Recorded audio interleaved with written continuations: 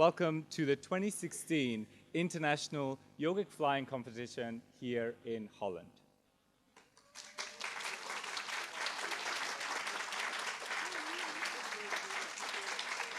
Thank you. It is an absolute joy to welcome you all to the demonstration of Maharishi's scientifically verified technology to raise all aspects of individual life to an ideal level and to create permanent peace for the whole world. When Maharishi began to teach transcendental meditation, he immediately had as his objective the enlightenment of the individual, but also perpetual world peace. And he experienced that the peace of the inner silence being experienced by those practicing transcendental meditation was so strong, so powerful, that this is the only real basis for the creation of world peace. The basis of this is there in Maharishi Patanjali Yoga Sutra, Tat Sanadao Varetyagaha.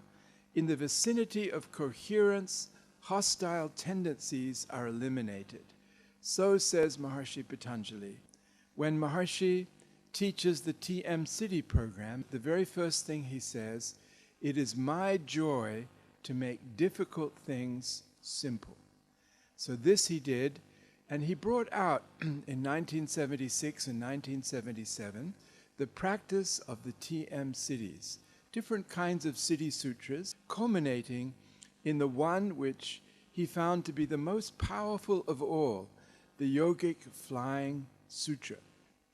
And this sutra is predicted in Maharishi Patanjali as providing a means to create high coherence in the individual life, the experience of yoga, the state of perfect coherence in the mind and body. So in this way, Maharishi had found a great shortcut to the creation of perpetual peace for the human race.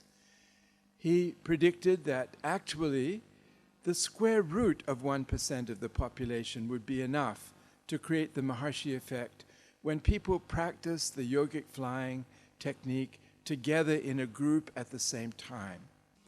Having made this prediction, Maharishi set out to test that. First on the level of states or provinces in the Ideal Society campaign, and found scientifically complete change in the quality of life in that province while the practice was going on collectively. And then he tried in trouble spots around the world in the World Peace Project, sending groups to Zimbabwe and Zambia and Nicaragua and Israel and Iran.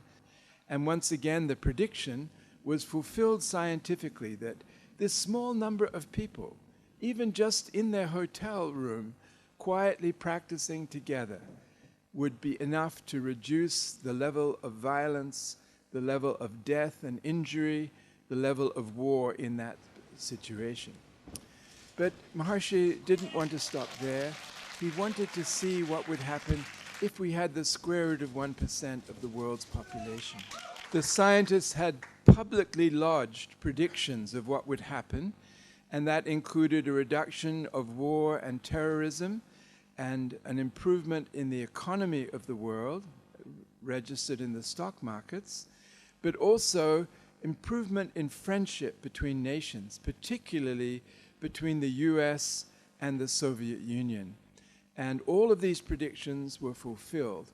But it's not just that. We could go on, and you could look in the book of Dr. Craig Pearson, the complete book of Yogic Flying. He has all the instances of the use of yogic flying by Maharishi to bring about an end to war.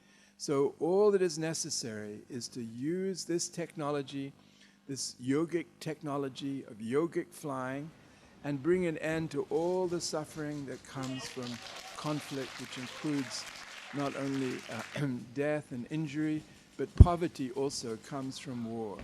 And the result will be a complete transformation in world consciousness, and there will be no more war in this world.